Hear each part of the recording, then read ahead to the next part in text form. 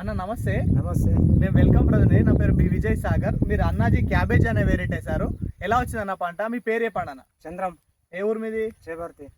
ఏం వెరైటీ వేసారు మీరు? ఇది ఇత్తనము క్యాబేజీ. ఇది ఏంది? వెల్కమ్ సీడ్ అన్నాజీ. వెల్కమ్ సీడ్ అనాజీ. ఎలా అనిపించింది పంట మీకు? మంచిగా ఉంది ఇత్తనం ఇది. వెల్కమ్. ఎంత సైజ్ వచ్చింది ఇది? కిలోన్నర దాకా ఉంది.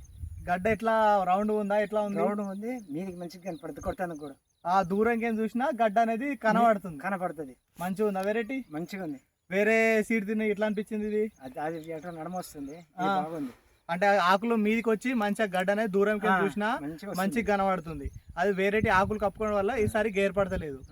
మీకు వానకి ఇట్లా అంతా తట్టుకుందా? వాన తట్టుకుంటది, ఎండగా తట్టుకుంటది. ఇది మంచిగా ఉందా వెరైటీ? మంచిగా ఉంది ఇత్తనం ఇది.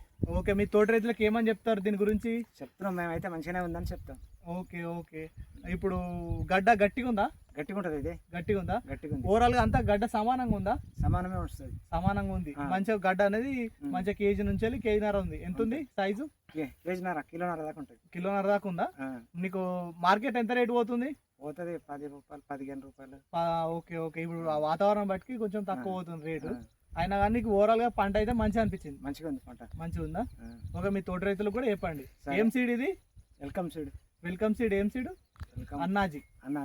ఓకే, మీ ఫోన్ నెంబర్ తెలుసా మీకు? తెలియదా? ఓకే, మీ పేరు మళ్ళీ చెప్పండి. చంద్రం. చంద్రం. ఏ విలేజ్?